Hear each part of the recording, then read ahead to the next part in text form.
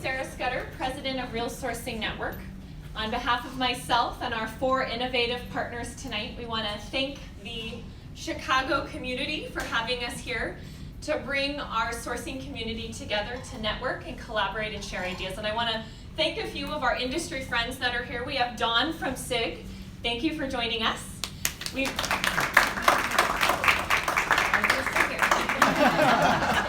got Catherine and the Proxima team over here. And then we've got Leslie and Emily from Procurement Leaders.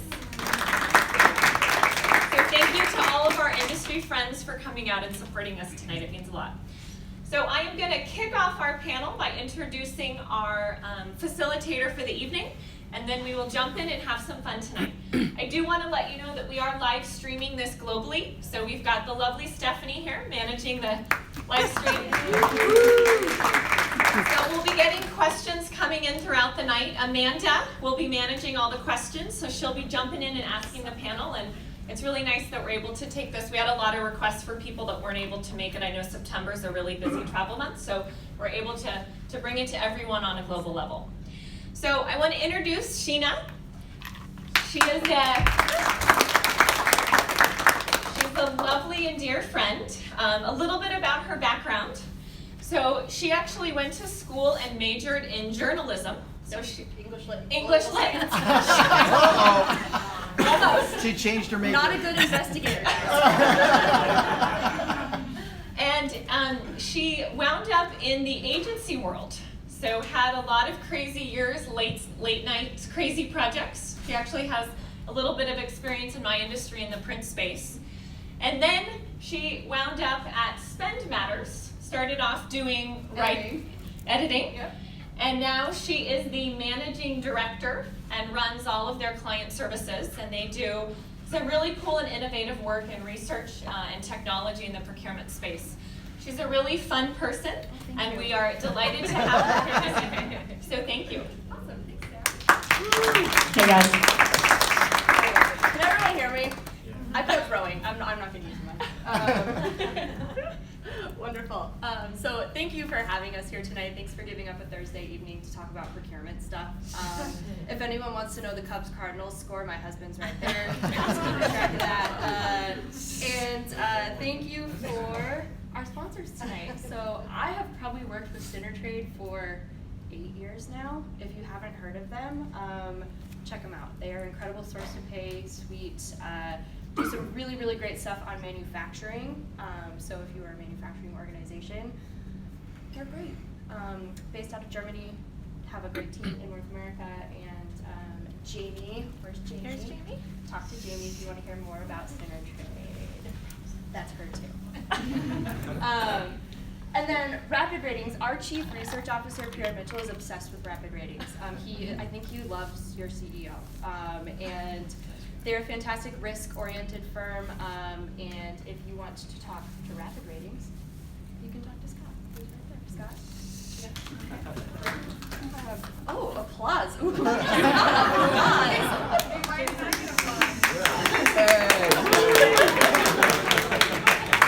Sorry, Jamie. Jamie! All right, I just had the pleasure of sitting across the table from Amanda at dinner last night. She runs a company called HPP, and basically it will help you make your suppliers treat you better as a procurement organization. It'll help you improve your procurement processes and generally be a better performing organization. So, applause for Amanda. All right, and tech quizzing. I haven't come across you guys before, but I'm gonna blow your mind, guys. There's brothers in this room who really together. So, if you want to talk to Sanjeev or Manish, do you want to say a couple words about what you guys do? Manish is the main guy on the group. Manish, say like a word or two. Well, the easy way to identify us, that's the first most important thing. We do exactly same matching suits. Nothing changes. So if you pay attention, everything from top to bottom, that's an easy way to do it, okay? About the company, we are in a technology space and we have 3 lines of service. One is a talent acquisition, statement of work, and consulting. So in many cases, we work with client on the talent acquisition. In some cases, we bid on project through proposal writing. And the third case where a client is like, no, I don't want to give you the project. I don't like you guys enough yet. We're like, okay, how do we co-partner with you? So that's what as a company we do. And we just celebrated 10th year in the business. Sheena, before we go any further, I also want to say that at one of our events, we were having an outdoor reception, and a squirrel had fallen into the lazy river, and all of our staff were freaking out because the squirrel was going to drown. And as he went by you the first time, he was like, second time he's like trying to get up. And so in their matching suits, shoes, socks, suits, jumped into the lazy river and saved a squirrel's life. Guys, we have heroes amongst us. Wonderful. Wow. Thank you, Don. Thank you, Don. Oh man, and last but not least, of course, Sarah runs Real Sourcing Networks, which I really wish that I had when I was a 23-year-old print producer at Publicis, because I was manually looking up like the price to run ads and how much it cost to print billboards, and that sucked. So please talk to her if you're sourcing print services, because they're awesome. And with that, let's bring my panel on. So can I have Katie, please? And Mike and Mike? Got double mics for you guys tonight.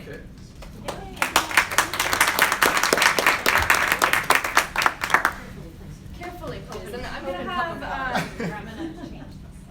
perfect, thank you. And I'm going to have you guys actually introduce yourselves. Okay. Katie, how about it? I don't know, we'll do the test too. Do I need the microphone? Is it on? Probably so, they can hear you online. Oh, you're right, for the live stream. Here's a microphone. My name's Katie Smith. I'm with Kier Technologies. I've been with the company for just a little over 2 years, coming on from a background in procurement of over 20 years, and in retail and supply chain and distribution. So it was really fun to find the right connection and be working with a tech firm now, because I thought retail was fast, but tech, much faster. So for Kier Technologies, I head up our Center of Excellence and our procurement operations and contract management and rec through pay, proc ops, or procurement operations. And it's also really fun and cool. We have a global firm. This is our Chicago headquarters, but we're headquartered out of Amsterdam. And I think what a lot of us enjoy it here is the global experience, you know, in our teams and in the company. For any of you that don't know who Kier Technologies are, we're the big brand that you never knew, because we actually are a 3-year-old startup based on a 30-year history of mapping for the automotive industry. When in-dash mapping was, just the cool, innovative thing. But moving into our new creation of history in geolocation services as a platform company. And what does that mean? It means that in addition to mapping and taking mapping and location services into platform, we're expanding beyond the automotive industry into everything from city planning, emergency response systems, location services, retail location tracking, and things of that nature. So having a lot of fun with a new historic company here. Very good. When she's also a boilermaker. That's important. What? A boilermaker. A boilermaker. I'm a boilermaker. So you're a boilermaker. Boilermaker. We could still be on the panel too. So I'm Mike Morsch. I'm responsible for procurement and supply chain for a software company called CDK Global. We're headquartered in Hoffman Estates, Illinois. We're also in the automotive industry, so we make the technology solutions, software, the equipment that goes along with that software, digital marketing and that type of thing, to kind of bring all things to a car dealership when it comes to the technology. So our big customers are car dealerships, large dealer groups, and the original equipment manufacturers. So I do have responsibility for procurement, supply chain. I picked up real estate responsibility recently, so that's been kind of fun, kind of get in and mess around with that. But I'm really relatively new to procurement. I've had like 10 years of true procurement experience. Most of my career before that was in the IT world, so I've been CIO of small businesses inside Motorola and had other IT leadership positions, mostly reporting to the CIO. So a lot of good experience with technology, and I'm really kind of look at myself as kind of a technology person who's figuring out what I can do to bring good technology and do as much automation and good things as I can in procurement and supply chain. So thank you. Hey everyone, I'm Mike Zemansky. I'm with QBE North America. We're a global insurer, reinsurer. I've been with them 8 years. I've got a diverse background.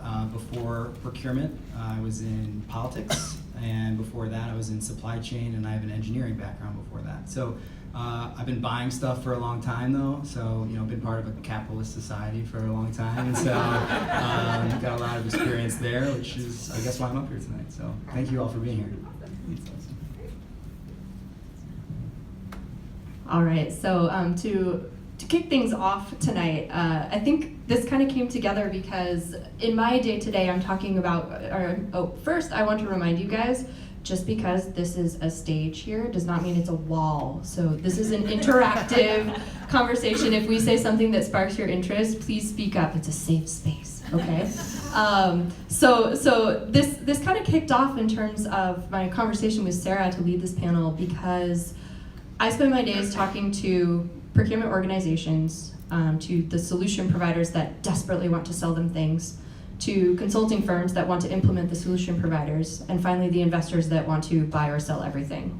And I'm seeing this huge disconnect in how people actually talk to each other and interact between those four groups, because the procurement practitioners don't necessarily want to be sold to or have the consulting firms try to reach them. The investors don't want to talk to anyone until they're ready to buy them. And it all came down to for me, this kind of I am not a psychologist, but this psychological question of how and why we buy things, both as consumers out there in the consumer world and professionally, when you're buying millions of pencils or whatever it is you're buying on a day-to-day basis, or whatever you're buying. So we're going to be talking about today, kind of starting about the consumer side of buying and what influences you to make those consumer buying decisions, whether you're a research buyer or you buy compulsively. So we'll start there and then kind of work our way more into the professional side of things. And what we're hoping to leave you all with today and to have a discussion about today is, where's the overlaps? What can you be doing more on the consumer side that you do as professional buyers, and vice versa? On the professional side, what can you bring in from your consumer buying decisions to make better decisions for your company? So I think the thing I want to know is, what's the last thing you guys bought? Either professionally or as a consumer, or both. I bought lunch. I'm lazy, so I bought lunch today. I bought a new backpack. I know that's not very exciting, but it was kind of exciting for me because I had bought this whiz-bang big backpack that was half my size, since I'm 5'2", and it was a lot to carry around. So I just downsized my backpack life. That was my latest purchase. That's funny. So the last thing I bought actually was this suit that I'm wearing. And I kind of bought it. Was it for tonight? Oh, I've been thinking about buying a suit for 6 months, right? So I'm definitely a research buyer. So I've gone out to the Nordstrom website, asking my wife questions. She's like, "Can't you just go with me to the store or go by yourself?" I'm like, "No, I'm not going by myself, right? There's no way." But I did. This is the last thing I bought. This suit. It's not even that nice a suit for 6 months of work, but I did have to rush it, so I would have it here tonight. So. There you go. Yeah, so I recently moved a little further from the train than I prefer to be, and I had to buy a bike to get out there, and so I went through the process of evaluating, okay, how many gears for a bike do you need in a flat city like Chicago? Do you get a fixed gear? What color? Do I assemble it myself, or do I have it pre-assembled? Do I trust people on Amazon to tell me if this is a good bike or not? So it turns out it worked out. I built it myself, felt really proud of that. It hasn't broken down yet. But it does get a sweat going in the morning, but overall happy with my purchase. That's great. And so for you, I would define you as a research buyer. Very much. How are we going to define for this panel and for this room the difference between a research buyer and a compulsive buyer?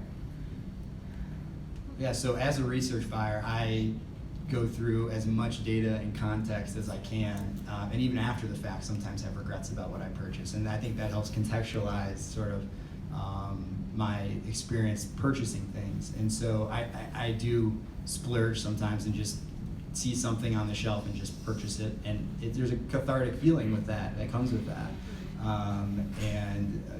But as a research buyer, I like to joke that I was the youngest person with a Consumer Reports login, probably at 16, and they're like telling my parents, like, don't buy that car.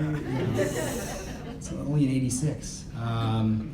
But I really try to evaluate it from as many sources as I can before I make a decision. That carries over into my professional career as well.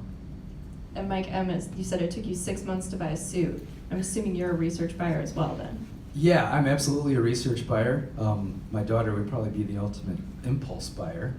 I see that goes, but I will tell you, in the business world, we're a software company. The biggest impulse buyers are software engineers, right? Oh, yeah. You know why? Because they see the technology and they're like, Mike, that is so cool. I told the supplier how much I love it. And I'm like, you have to go. I need you to leave and never come back. Right? So software engineer is the ultimate impulse buyer. Katie, what about you? It depends. It depends. I remember the first piece of artwork that my husband and I bought together. When I told my mother that we negotiated for it, she was horrified. She said, "You did that in an art gallery?" I'm like, "Yeah, why not?" Yeah. All I can say is no. But it depends. I would say it's kind of threshold experience for me. If I see it and it's a certain dollar amount, particularly if it's shoes, I'll just buy it. But otherwise, I research a lot. I also mostly buy online, so I have a tendency to resist my impulses by simply carting. Yes. And then putting my iPad down. It's really smart. I should start doing that. So let's ask the audience. Raise your hand if you are more of a research buyer. Oh yeah, a real room full of procurement people. Yeah, okay. Who is a compulsive buyer? Yeah. On some things. Yeah, for sure. That's very, very interesting. In the audience, what's a compulsive buy for you? Someone shout out something they've bought completely compulsively. Anything on Amazon Prime. Anything on Amazon Prime, right? Prime Day? Prime Day is the worst. You're like, I'm saving so much money by buying 50 things. Okay, so moving on. When you do make a compulsive buy, I feel like there's that sense of instant gratification, or you get the gratification from a decision well made. And so, to what extent, as part of your research process, do you feel like you're affected by the marketing and branding of the companies that you're buying from? I gotta think about that. Well, I think we're all influenced by the marketing and branding that you see, right? And that's why, as a researcher, it helps you kind of cut through the thick of that, right? And not pay as much attention to the branding. But you do. I get influenced by it all the time. Right? You can't help it. But that's why, I write things down as I'm researching, and I want to make sure in my personal life or in my business life that I'm getting a cross-sectional view of those things, right? So I think that gets the question.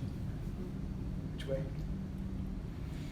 Yeah, so, I'd like to say that I'm not impacted and try to see through branding, but as advertisers get more sophisticated and specific and myopic to, your own social media feeds, it's hard not to. And sometimes my wife will leave a television show on that she was watching, and I'll look at the ads, I'm like, where are these products coming from? And, are they in the marketplace? And so I think naturally we're impacted, whether we know it or not, and to say otherwise would be sort of naive, but I'd like to think that you've got a good handle on it, but there really is a lot of targeted research pushed at you as an individual. I'll hand it to you in a second. What freaks me out though is like my wife's iPhone, because we'll say, hey, we're thinking of going to the Silverado Grill. She'll say that to one of our kids. And she grabs her phone and we're walking out the door, and then a coupon pops up for the Silverado Grill. And immediately, I don't want to go to the Silverado Grill because of that, but we end up going there anyway. Did you use the coupons? Of course we use it. All right. All right. Great question. That would be location services, my friend. But that personalization, that eerie, Big Brother personalization, that actually does turn me off. That's one thing that in marketing turns me off. I don't want to be big brothered that way because I do like to research, and I'm definitely influenced by some brands and then other impulse purchases. But definitely marketing and branding definitely influences. And once it influences, we have an affinity to continue with that brand. We've been sold on that brand and it becomes part of our lifestyle in some areas, right? Yeah, a lot of Hat Club boxes end up at our house via Instagram ads. So going with that, what is it about marketing? Okay, so we've talked about like the crazy personalization, but how do you recognize as a consumer the unconscious bias?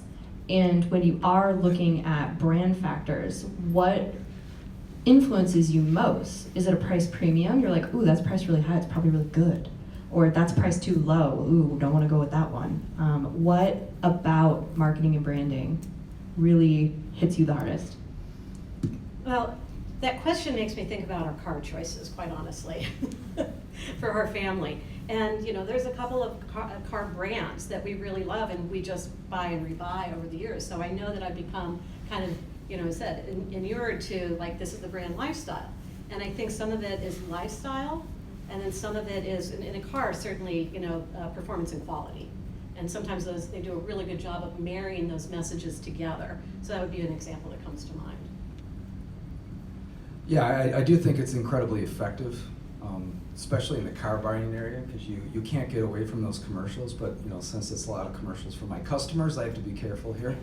But I do think the branding, the unconscious is the word. I think it's incredibly powerful.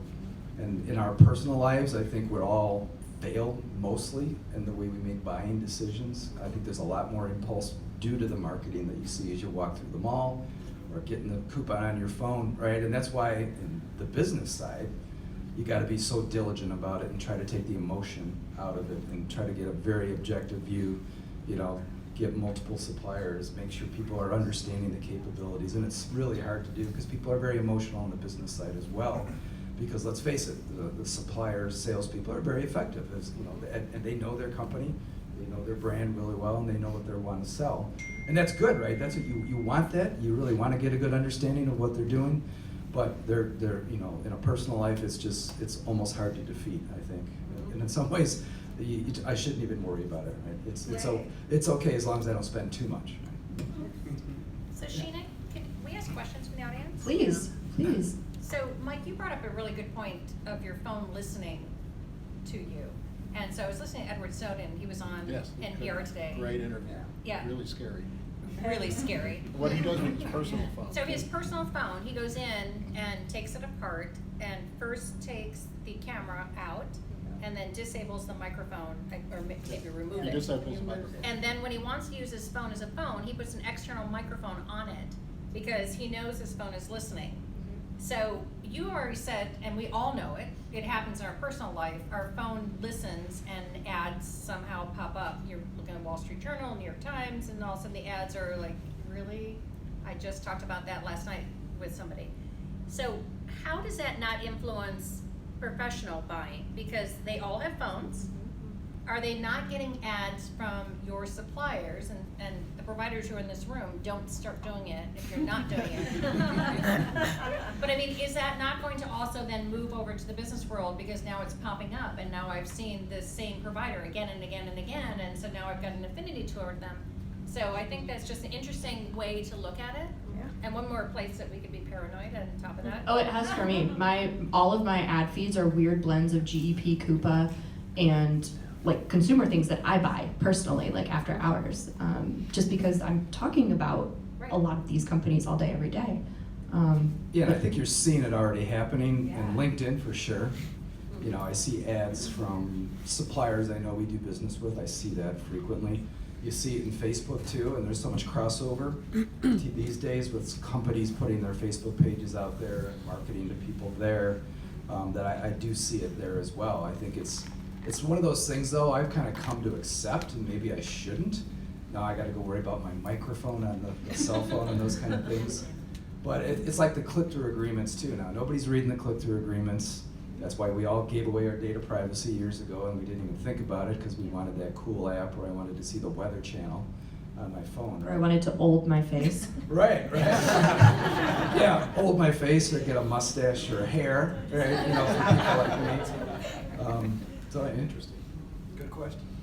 Yeah, I think it's inevitable that eventually it'll take into the professional world and you'll start to see that. But to Katie's point earlier, it's almost sometimes like a turnoff to be constantly inundated with the same type of ads, and it plays into your bias around the perception of that company and the face of that company. And so you start to, whether you're conscious of it or not, develop a preconceived notion about the services that they can or can't offer through the advertising. If it's too forward, it oftentimes makes me not want to even engage to listen to what their services or products are.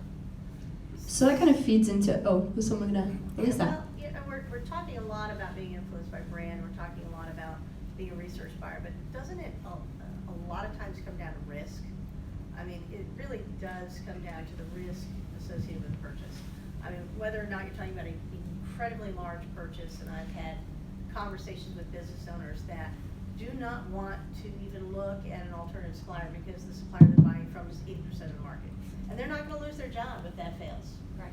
Because they have 80% of the market. 80% of the people bought that farm. I'm not the minority here, I didn't take a risk. So getting them to go out on a limb and say, wait, you know what? Okay, so Cisco owns 80% of the Juniper's 30% savings. So maybe we look at them for outside of the core, you know? And having those conversations to help people understand where risk might not be what they think it is, to explore alternatives. And it's not that there's a high risk in this other, it's just that there's a safety, there's a mental safety in the huge market brands. And it's not necessarily a real safety. But and I can say the same thing from a contracting, when you're purchasing from a contracting standpoint, you can negotiate terms to the death, but when you're negotiating with an IBM, or when you're negotiating with a CA, or when you're negotiating, there's less risk in worrying about some of these T's and C's that you would worry about with a smaller company. So there's some safety in that, and it's more about risk than it is. Yes, is IBM huge? Of course they are. Do they need to be everywhere? No. And I don't know why suddenly I'm using all these IT suppliers. That's not necessarily what I'm interested in. But they seem the most obvious flowing in my thought process right now. But there is some safety in that from a contracting standpoint, from a risk standpoint, and yes, from a branding they're everywhere standpoint, right? So it's not necessarily that I saw them all everywhere. It's that I'm not as worried if I have to make compromises with these suppliers than I would with others. That's a good point. And you know, whether I'm buying personally or professionally, I think what satisfies me most about the process is ensuring that I got a great deal out of it. Yep. And so as a procurement professional, and I don't know if you have similar experiences, if I can go back to my stakeholders and business partners and say, supplier A has 80% of the market, but based on our market position, we may take on a little bit more legal risk or governance risk or whatever it be to get a better price or service in the long run. To me, that's a win. And so that's something, depending upon your situation, that I think we're tasked with every day. And so beyond the suppliers, branding and marketing and market share, how else are you looking to make that decision with going with that supplier? I think in the procurement world professionally, a lot of people go word of mouth. They talk to their colleagues. Is that safe? Yeah, it's a good point. I mean, if you're redoing your floor, you want to talk to somebody who had their floor done by someone that's got a personal referral to that. But in the business world, there's so many additional variables that you need to consider. And so while we all have operation technologies and RFPs to be as objective as possible, I would be, again, naive to think that word of mouth or other factors didn't play in, whether it's the look of the website, whether it's the sales staff, how they communicate with you, that all factors into how we're purchasing. Yeah, I would say in the business world, there's absolutely no reason these days why you can't counter all those influences pretty dramatically, right? Put some discipline to it, but there's just so many research pieces of information available to you, whether it's a group like this, the Sourcing Industry Group, Gartner. In Chicago, we have G2 Crowd, which is a big company that does that. There's so many ways to get information, the Chicago Procurement Council, so many places that I know of that you can talk to people. And just coming here, I made mental notes of who's using what software or what supplier or what buyer. right? I think you can't defeat it all, because the supplier always knows more, right, about what they want to sell you and how they want to sell it and what their limits are. But you can do a pretty good job of figuring that out and at least dealing with the risk. And of course, from a risk standpoint, it's always safer to go with the brand name from a perception, but the reality isn't always the case. And how many of you have been failed by a large, big name provider out there? Right. I have, right? Maybe even the very one mentioned previously, right? So, not saying who they are. So just to touch on that point, so at what point do you think it becomes kind of a vicious cycle in that people want to be known for word of mouth, but there's also this competition online for all these advertising that you don't necessarily want to be a part of, but you kind of feel like you need to be a part of it to be able to keep up with everybody else? Because I know as procurement leaders, a lot of what we do is word of mouth, but now we're being pushed into this area where we need to do external advertising to be able to keep up with the people that are doing that without the kind of word of mouth kind of application. So at what point do you think that becomes a negative and being pushed into do that, and do you think it's a vicious cycle? Yeah, no, I agree with you. I think that push is kind of, I would relate it back to what we said as ourselves as consumers. It also relates to how we look at this professionally. So when we were talking about how professional the sales team is, you go out and you look at their own website. Why can they design a good CX or UX? Do they handle, their own experience really professionally? How well do they research and prepare before they show up? All of these are indicators of them. But if you just get that flash push, as you said, you're feeling pushed right now to advertise, it really has to be thoughtful, it has to be targeted, it has to have value, it has to have meaning. I think about the sales push, before and during conferences, and I really consider people who actually give me some content in their outreach to me, rather than, we're high tech, we're transformative, and we can fulfill your business objectives. And? I don't even know what they are. Yeah, right. Yeah, who are you? What do you do? And going kind of back to the conversation about word of mouth and all that, and all of the literally hundreds, probably thousands at this point, of resources that you can consult to help you make your decision. I'd like to run down the line as 3 long-term, very professional buyers. How do you decide what to trust? Well, coming from a research perspective, and particularly, looking at things in the technology space, and it's not just because I'm sitting next to you, but we've found a lot of value and a unique value proposition in Spend Matters solution maps. Oh, thank you. Really, Sheena and I have been doing some work together. We had kind of a greenfield environment here from a tools perspective when we started our team, and so we've been acquiring, very necessary, that digitization, for scalability and for agility. And we do our research, and I find, so the technical papers are great, but then backing it up with the community for that personalization. To Mike's point, how many people have been failed by a brand name? So it's a balance of the two, right? Yeah, and I listed a few, and I want to make sure I kind of clarify too. I don't necessarily just distrust the supplier. The supplier is actually fantastic at educating us about what the possibilities are. A lot of what we look into, we don't even understand the possibilities, and even the people inside our company who think they understand what it is, they don't get the full breadth of what they're really asking for from the supplier. So I do put a lot of faith in, as I deal with the suppliers, that they are giving me mostly a good story, and of course they're going to hype it a little bit, maybe, but without that good sales to us, we would have missed out on a lot of really good things. And then we can go to these other sources that you guys have been talking about here and do cross checks or go into our network and ask some questions. And that's what I expect from my staff as well, that they're out building those relationships so that they can go make those quick phone calls, right? What do you and your team do to enable those positive conversations with suppliers? Because I know a lot of people have very transactional relationships with their suppliers, or they feel that they're somehow like evil in the negotiation process. And so what do you do to facilitate that quality back and forth? I think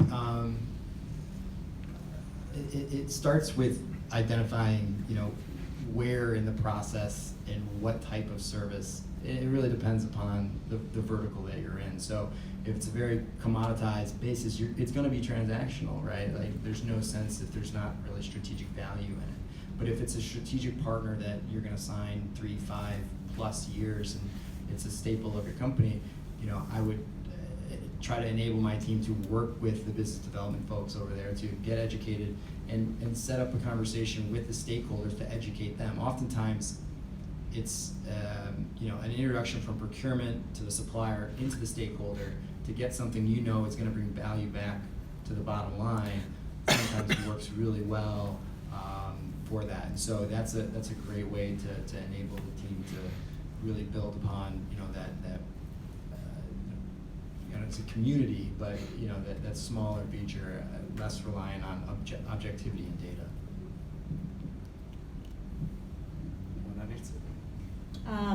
I would say, thinking about it, and it just takes it to a different pivot than what you were describing, Mike.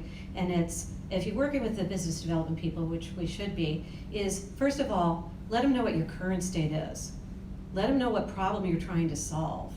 From your view, from your stakeholders' view, that allow them to bring to the table, which part, whole, or pieces of their solution are going to be problem solvers for you, rather than you saying, I want to buy a tool that does X.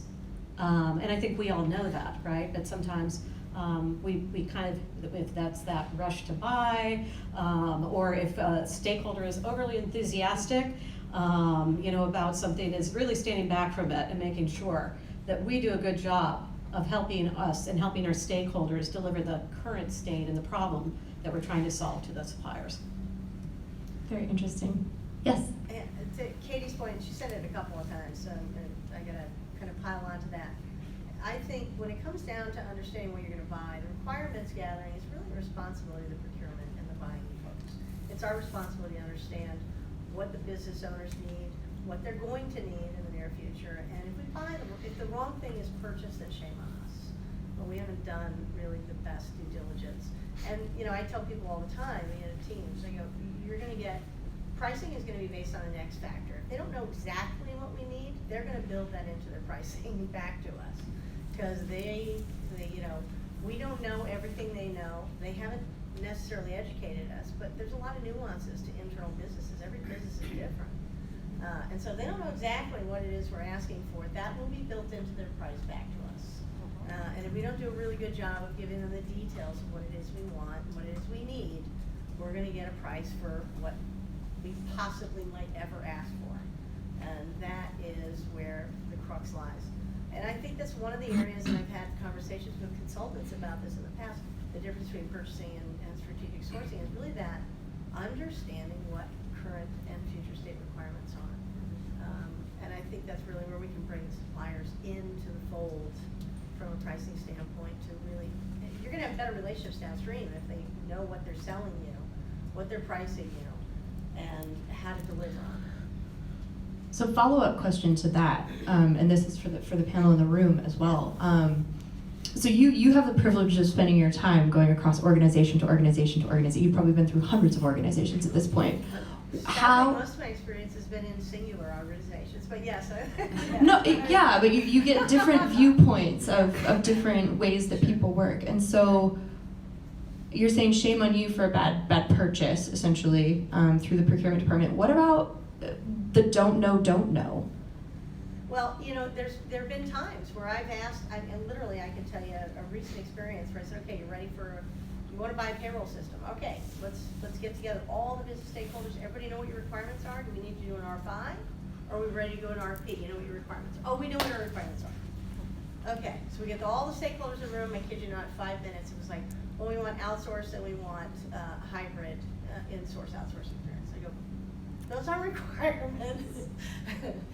What systems are we implementing? What does it need to facilitate? But I think that's our role as strategic sourcing and procurement people, is to help the business owners understand what it is they need to kind of mine in terms of, they have the answers. They just don't always know what answers they need to bring to the table to us to help define those requirements. And sometimes it requires cross-functional team interaction to get to those answers. Yeah, So there's how a do you- great. yeah, how do you get to those answers? There's a great Dilbert on this actually. Which the boss comes and he says, I want a blockchain. Can you get us a blockchain? And the guy's like, well, what color do you want? Right. So, and part of it, you're right. You should own the requirements and make sure you get that right. You should own the risk, right? So the risk for the business comes back to procurement, and that's the way I always draw it up with my team. And probably the biggest thing I always look out for is over-speccing. The business loves to over-spec everything, and we have to fight that and reel it back in, because then you can probably really get what the business needs, even though they don't need all the bells and whistles around it, and you can save yourself a little bit on that. Just to touch on the overspec, I buy a lot of services, and so there's not a lot of tangible goods and requirements, and so I feel like oftentimes in insurance and other financial services sectors, it's very difficult to get the stakeholders down to what they want. Services are consumed immediately, and so if you don't define those requirements and specifications on the outset and make it so clear on what you're getting, oftentimes you're disappointed, or it's a perception that you didn't articulate from the beginning. And so it's a difficult task to get the stakeholder to understand what they want in the first place, but it is part of procurement's responsibility to be the liaisons between those parties. Even on a supply point of view, one of the responsibility that we have taken onus on us, educate our procurement buyers. Like you talked about blockchain. Talk about every business owner wants AI. Do they even understand what exactly the whole AI piece is going on? So I think so on a supplier point of view also is, instead of just sell, let's try to figure out and sit with the procurement people. It's like, allow us to kind of demystify the buzzword and then see if buyers might help you buy better product. So I think so there's also a little bit of a responsibility on us. Like there was a pre-digital era and now we are post-digital era, because before it was mobile application, predictive analytics, data, and now those things are like, oh, those are ancient words. Now the new words are blockchain, artificial intelligence, machine learning. So I think so the little bit of responsibility also comes on us, not just sell, but also educate. Yes. Yeah. Go ahead. It's not a Dilbert, but this is one of the best lines I've ever heard from a salesperson as related to this. He said, if you're selling, it's AI, but if you're hiring engineers, it's ML. That's great. I'm going to use that. So I want to take it back a bit, because since we're bringing stakeholders into the conversation now, I want to take it back a bit to, I want you to think about who you are buying for in a consumer perspective, whether it's yourself, your family, your friends, a birthday present, whatever you're buying, and the emotions that go along with that. And for you three in particular, or anyone in the room, does that carry over to your professional life at all? I'm gonna have to think about that, because anything I do right now, my daughter says, no. That is not right. 17. So I'll think about that. I don't get that at work. I don't think it carries over as much for me, right? So to me, it's, even though I drew some parallels earlier, there's a lot of separation there. So it feels different to me, the approach, even though I do a lot of research in my personal life. I mean, I did a RFP when I was remodeling my house, right? So I think I bring more of the business side into my personal life than I kind of bring the personal view into the business, if that makes sense. And I'd say I'd like to think it doesn't matter to me, but inevitably I think it does. Like I'm always drawn to like beautiful products, like the first iPhone or Dyson products, and like those tangible goods sort of speak to me. And so I'm sure when I'm purchasing, whether it's a service or a good, that sort of beautification of it really I'm drawn to, whether it's I'm conscious of it or not. So I'm sure, like as I consult and inundated personally with advertising and products and how I purchase, professionally, it is swayed by that. And I guess better to be cognizant of it than not. But And I'm wondering, should we bring more of kind of like, sometimes for me, like the joy I feel in my consumer purchases, should we bring more of that into our professional purchases? Yeah, I think as a procurement group, we try to talk about that stuff, at least as a group and with our stakeholders as well. It's, you know, you may be a personal conversation, but just breaking down that barrier to understand how they think about the world, you know, not just purchasing, but like will help them lead to better outcomes for your group.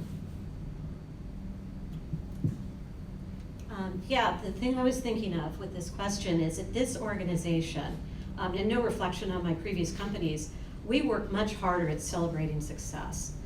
Engagement, our engagement, whether you call it an engagement model, to us is the criticality of the relationship with our partners. They're not our customers, they're our partners, right? And I see Will nodding, and I would almost ask you to kind of weigh in on this too, because I think celebrating success, and Amanda and I were earlier today talking about storytelling, and how the value of storytelling, you know, engenders that emotional connection and creates more of a value stream, you know, with your relationships, with your partners. Yeah, I can speak to that because all of you guys can hear me, so I know fully well what Katie's talking about. So I think, to me, the big difference between kind of what we've been talking about, personal consumption versus professional, is whose money is it? So when you guys are buying things, it's coming out of your bank account. When our stakeholders buying something, it's coming out of a budget from the company. So there's automatically sort of a change in perspective there. If you have a certain budget and you come under it, is that a positive for you, or would you rather just spend that money and get the extra bells and whistles? So I think it's a little bit different in perspective. So what we've done here is we built out a whole program to recognize our key stakeholders when they do a good project and they actually think about the big picture. Because we get to report savings and we get recognized for that, but as a stakeholder, that might not be their key metric that they're measured on. So for us to recognize them, we actually had an awards ceremony where we brought in some of our key stakeholders. I had to nominate a few, and we had really good success with that. And I think it shows them too, because the leadership is at that meeting. You know, they see it, so they really do. You know, that person probably didn't know they were going to get recognized for the good work they did, but now they are recognized. So it's like, just brings a lot of visibility into the good work that you do beyond just cutting costs and thinking about the company's monetary point. That's an excellent idea. Do you get that from the executive leadership level? Absolutely. Yes. So yeah, we had our chief operating officer came and spoke at that meeting to kick it off. Our vice president of procurement was there in attendance and moderated. That's awesome. You know, I attended. I had a couple of my stakeholders were there, so I actually at one point was passed the microphone and I had to speak for a couple minutes about the project and the good work that we did. Yeah. But I think that's absolutely crucial. If the leadership wasn't there and it was just the sourcing group having a party and we invited some people, then it'd be nice. It would still be a nice step in the right direction, but totally different conversation. Oh, absolutely. And by the way, we have a party too. I mean, that's important. But I mean, as Celebrate success. a procurement professional, do you derive joy and self-worth and like job satisfaction from that?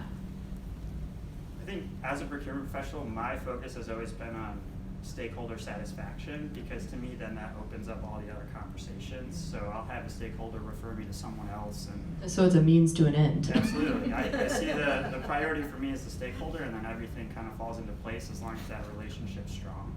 Okay, over here. You know, strategic sourcing with your stakeholders. You can't have a strategy without stakeholders. Yeah. And if you do that and you celebrate success, and it just builds on itself. The savings take care of themselves.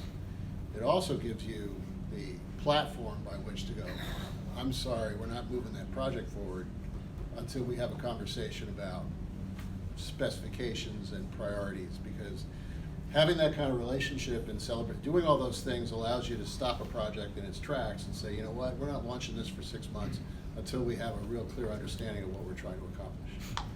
What about if we take it away from stakeholders and talk about your suppliers and Very important. anyone else that you talk to? Do you celebrate successes there as well? Absolutely.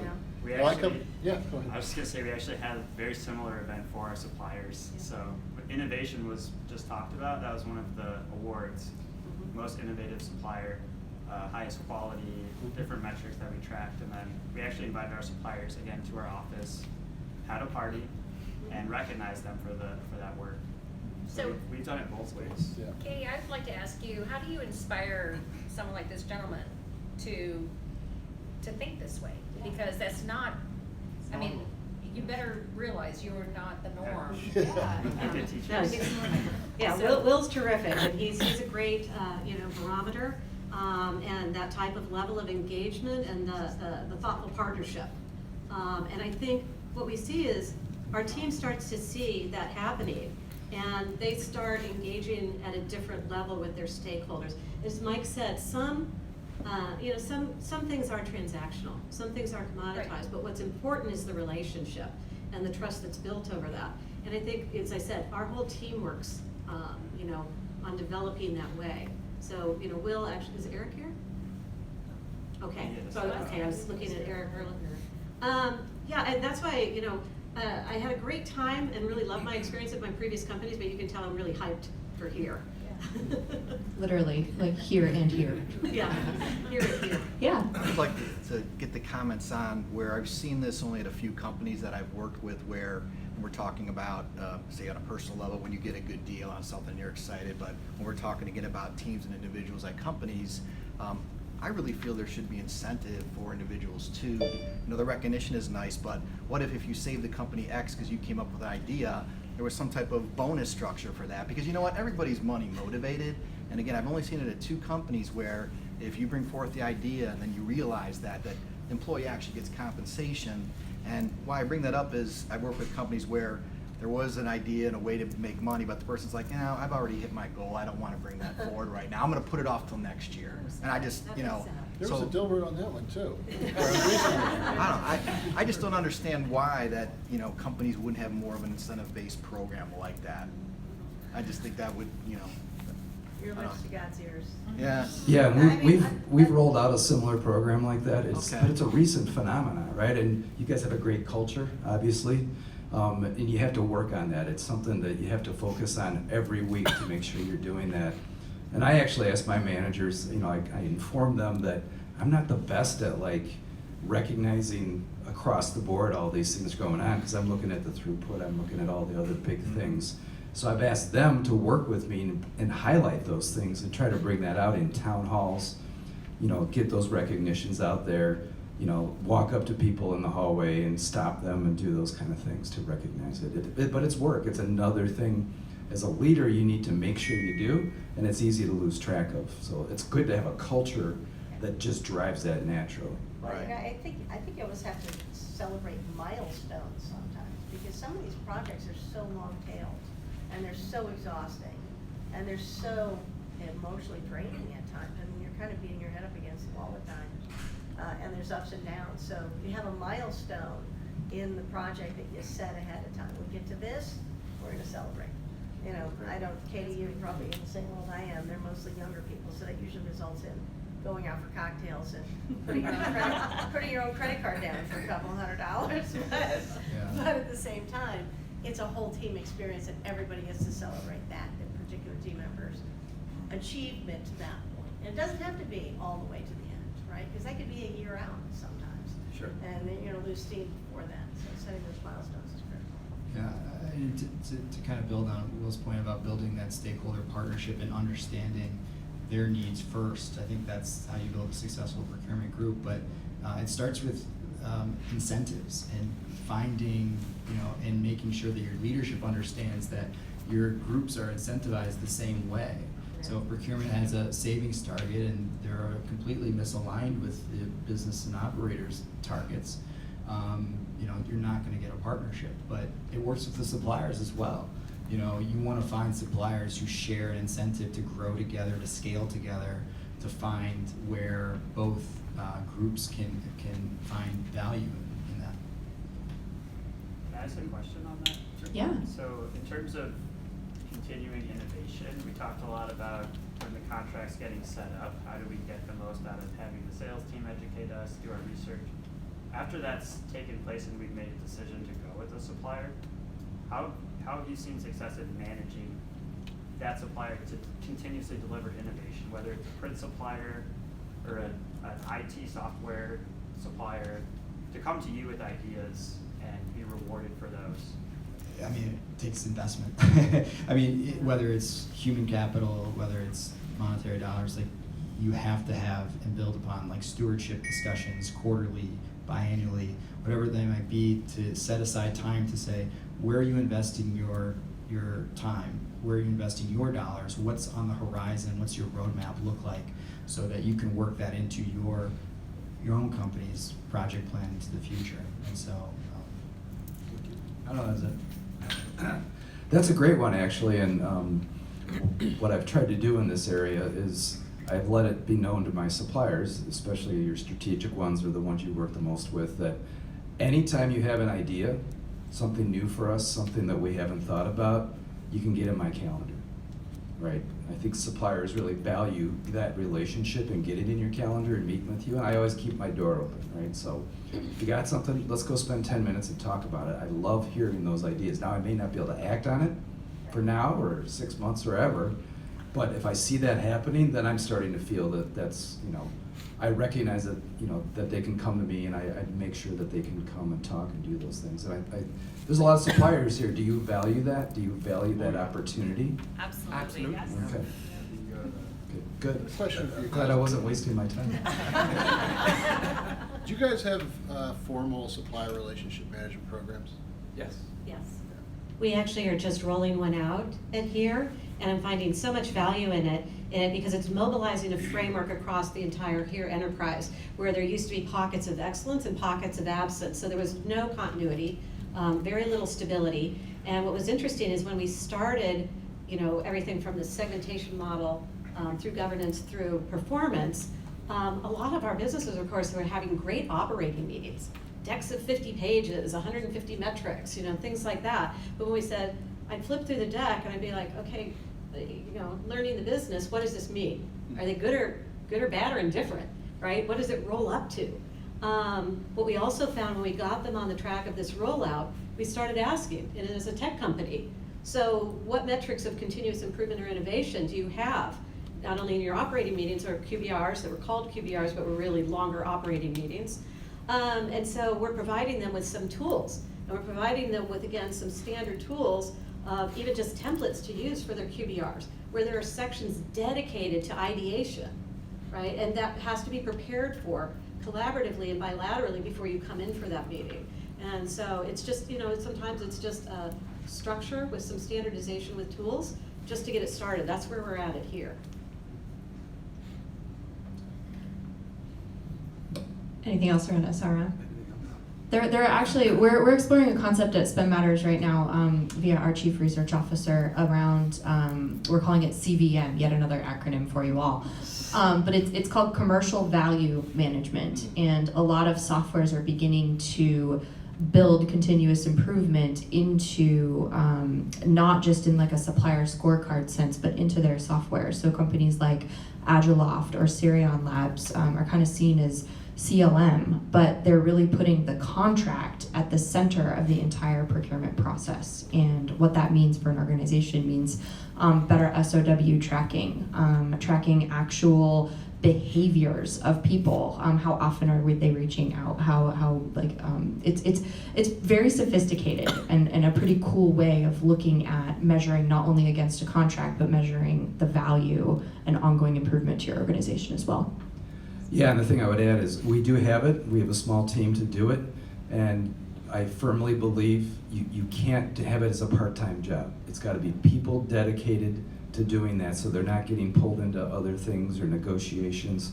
They're focused on the methodology of how you're managing your suppliers, how you strategize, how you're going to utilize them, getting your executive sponsors lined up, laying out the QBRs, what that structure looks like, including having an innovation section in the QBR.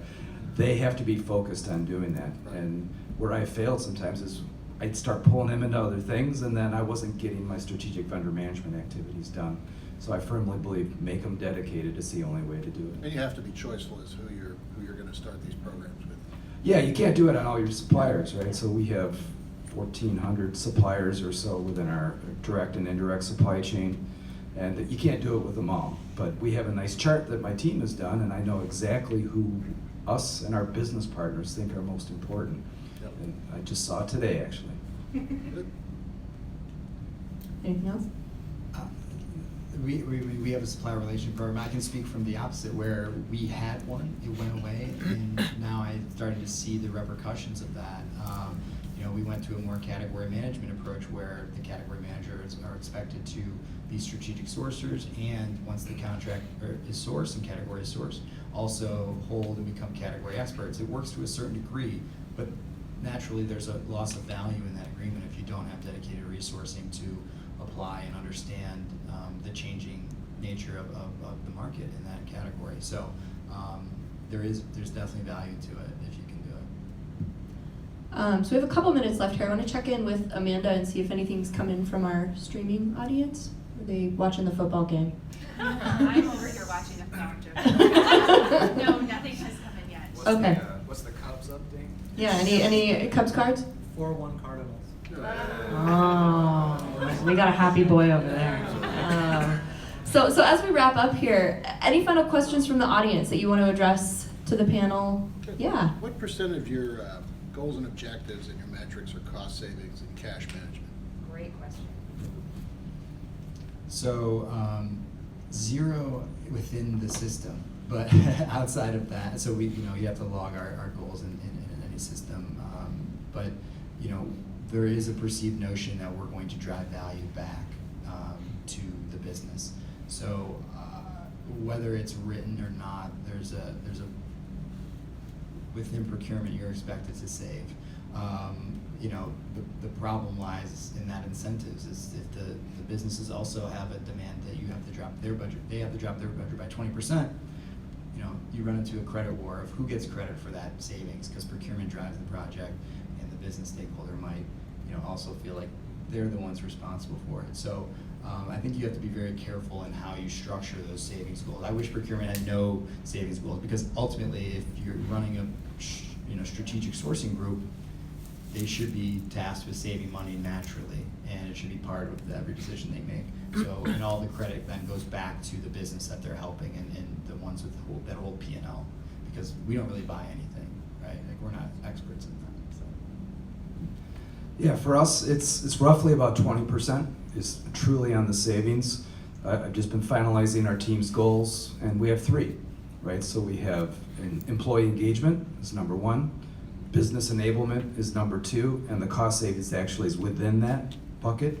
And then we have a goal that's basically around our own internal maturity improvement, so process improvement, technology improvement, all the things we're doing to make ourselves better. It's just those 3. There's a lot of things underneath it, but if you boil down the cost savings, it's about 20%. We have a mix here. We actually have company-wide goals that are banked into everybody's performance indicators on our revenue and our EBITDA, and that's the majority. And then about 20 is on savings, but interestingly enough, never had it before in our lives for most of us in the team. We looked at each other and gave each other high fives, but it's not cost savings only, it's cost savings and cost avoidance, and finance signed off on it. That's awesome. There you go. Congratulations. Yeah. Okay, last final question. Oh yeah, go ahead. For an outside vendor who's never been considered before, what is the process for you to come into a relationship, for you to even consider bringing someone from the outside that hasn't been used by any of your respective brands? What's the process? What's the research? Because in my field, content management, I'm told and I'm shown that that a lot of our leads come through research. So no one's really looking for content managers. They're getting professionals like in your realm. You're getting feedback from your peers. You're getting feedback. You're getting referrals or whatever. So what is the process for you to come into something cold? To come into something cold? I've gotten cold calls before that weren't introduced by somebody in my network, and I'd go back to what I was saying about getting whether it's a call or an email. Somebody finds me on LinkedIn, you're going to immediately know my email. It's sometimes the value of the content in that email and then followed up by a call, and I might slot that away until sometime. It may not be an immediate connection. So one of the things that we're looking at right now is what we're doing as far as supplier onboarding and even supplier discovery, and creating a new landing page and a portal for those vendors who want to find us, to have a place for them to register interest, what their specialty is, and if you have examples, even artifacts of content would be an example, would be one way. Yeah, for us, it's one of those things that's incredibly hard. It's incredibly hard to get a new supplier in just with a cold call or a phone. I don't even answer my phone. It's just too hard, right? But it's incredibly hard. Mostly it's by research. Mostly it's by go to conferences and we find something. Part of it's going to be our business partners who come to us and say, hey, we saw this, we'd like to check it out. But mostly it's research by our team. And the cold call emails, actually emails are almost better than a phone call. Because I see the email come in and I'll take a peek at it and I'll drag it off to the side sometimes and come back to it. But I will admit, it's really, really hard as a new supplier to get in the door. The best way is to, advertise, I hate to say it, but show yourself in LinkedIn and Twitter, be at conferences presenting on capabilities of what you have. Then my team members see it or my business partners see it. That's probably the best way. We have a portal that we set up through our public website that allows suppliers to go in, choose their type of service, and then when it's time for us to go to market, we mine those and we'll reach out if there's a contact. Sometimes we're looking to source categories that no one's reached out to us for, and so I'm on LinkedIn actually going and finding suppliers in a marketplace to say, hey, come bid to me because I don't know anyone in this marketplace. So I think the final piece of advice that I have from where I sit in the industry is remember you're selling to a human. Don't lead with your products and services first. Lead with the problem that you're solving for your end user, because that's more of an emotional hook if you can help them do their job better. It's not because you have the specific software. It's because you go through a certain process that helps them do something better. So I think that's probably my biggest advice. Great question too. So I think with that we're over time, so we're gonna wrap, let you go have a Thursday evening, or what's left of it. And thank you so much for joining. Thank you for our sponsors today. Be sure to talk to your audience members, and I'll pass it back to Sarah. And we owe a big thank you to Kier Technologies, Katie and the team for hosting us. So thank you very much. Our group is hosting thought leadership events around the country. Our next event is in Dallas on October 22nd. So if you're going to be in the Dallas area, we'd love to have you. And Amanda's doing a cheer for us. Go Dallas. Thank you all for joining and enjoy the evening.